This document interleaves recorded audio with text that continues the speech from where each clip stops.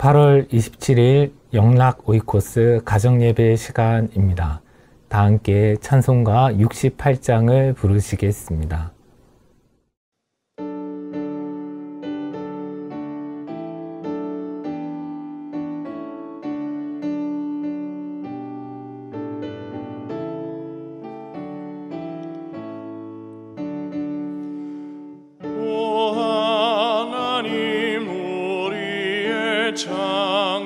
창조주시니 내 주님께 귀한 것 드립니다.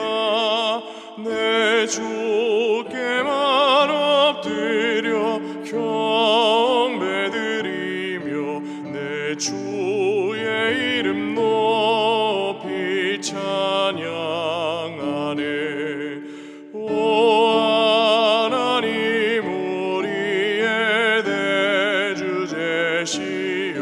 큰 풍랑일 때도 도우셨네.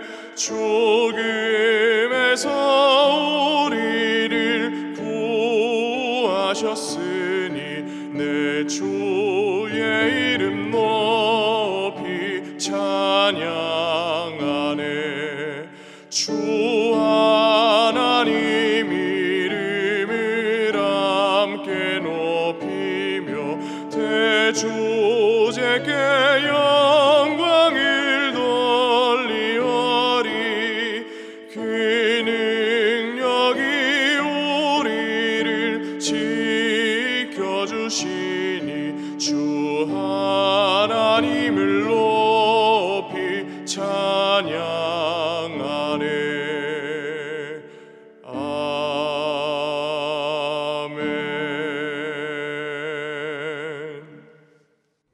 이 시간 우리에게 주시는 하나님의 말씀은 구약성경 에스겔 29장 16절 말씀입니다.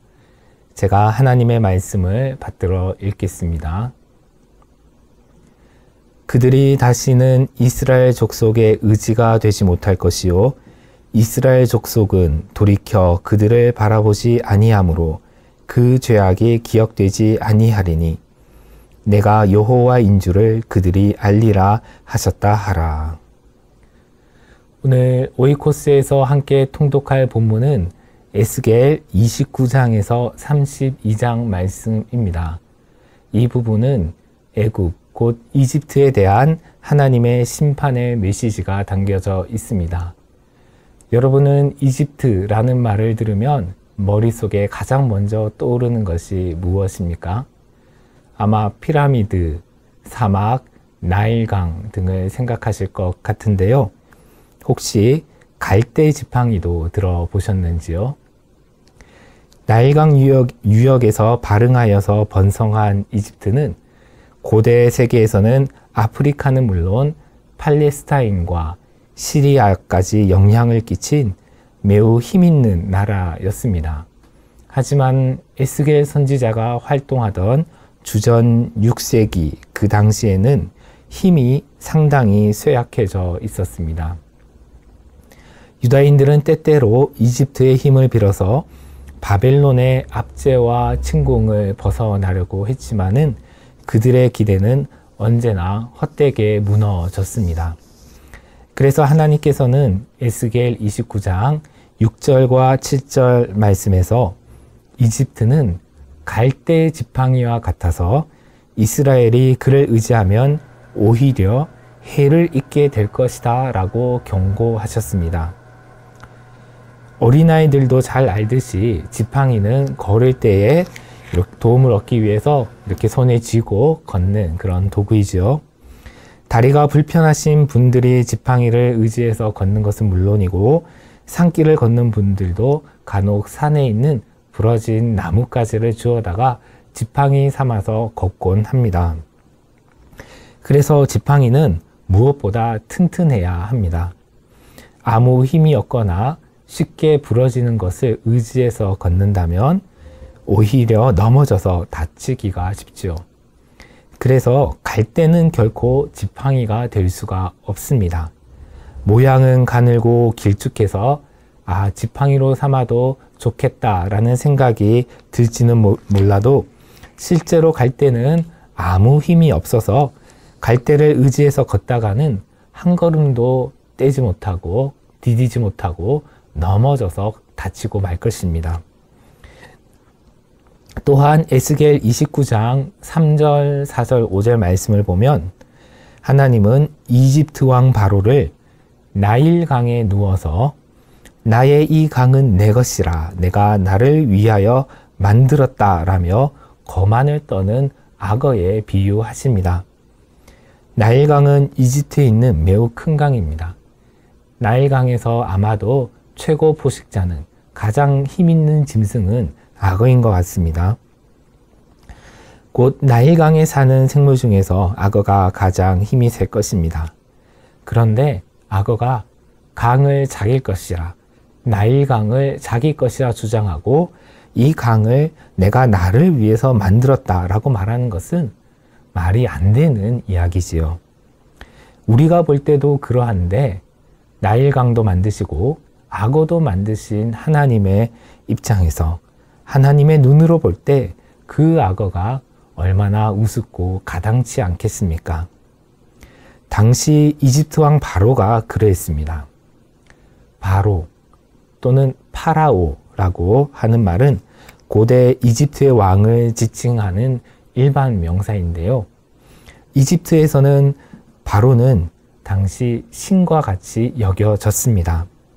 파라오의 왕위에 오른 자들은 자신들은 태양신의 아들이라고 주장하면서 군림하였습니다. 권세를 부렸습니다.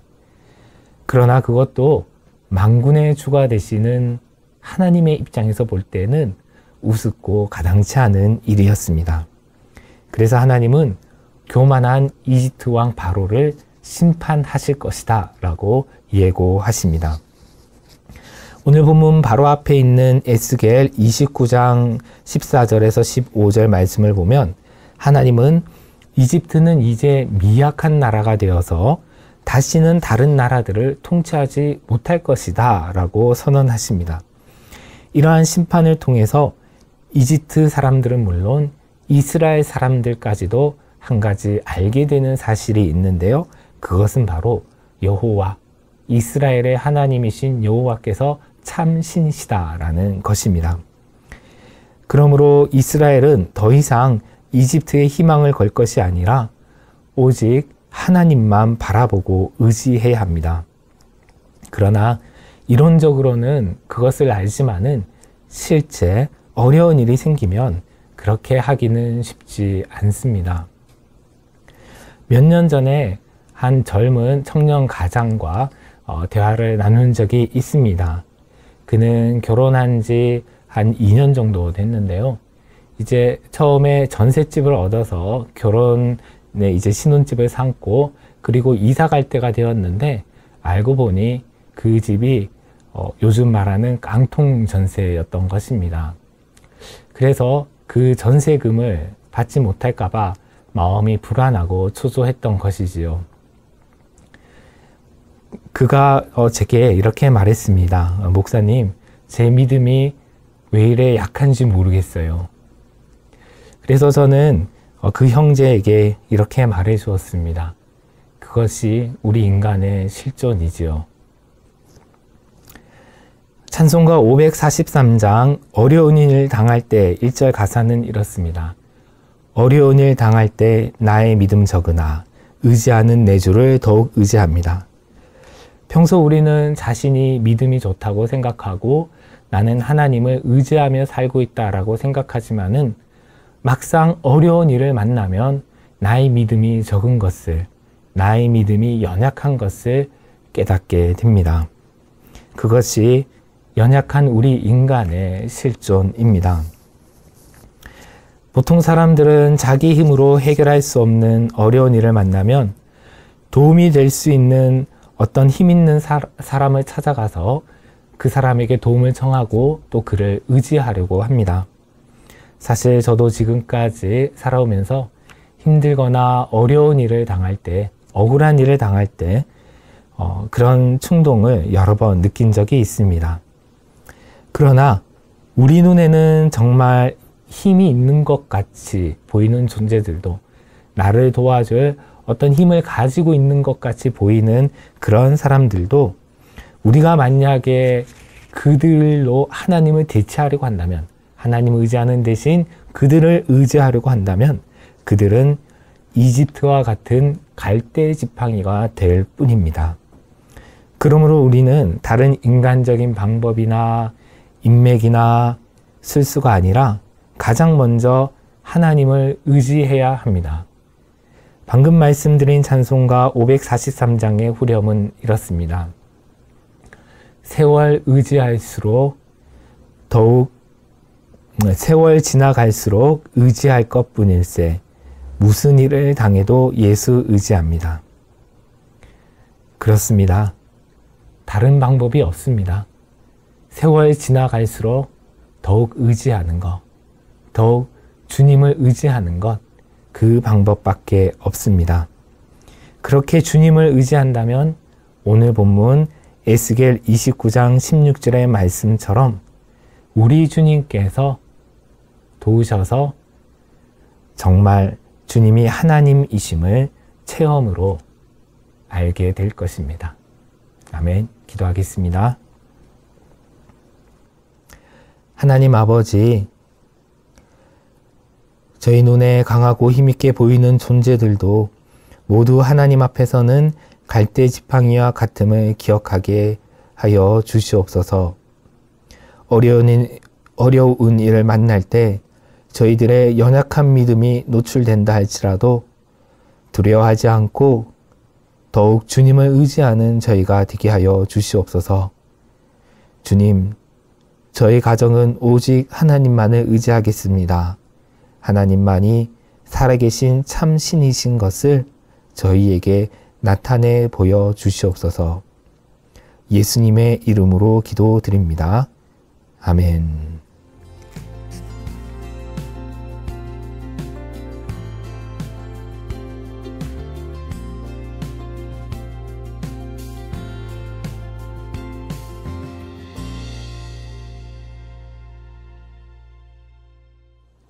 지금은 우리가 더욱 의지할 뿐이신 우리 주 예수 그리스도의 은혜와 하나님 아버지의 깊으신 사랑과 성령님의 교통하심이 오늘 가정 예배를 드리며 온 가족이 마음을 모아 하나님을 더욱 의지하는 모든 영락의 가정들에게, 그리고 이 영상을 통해 함께 예배하며 하나님을 바라보는 모든 이들에게 언제나 함께 하시기를 간절히 축원하옵나이다.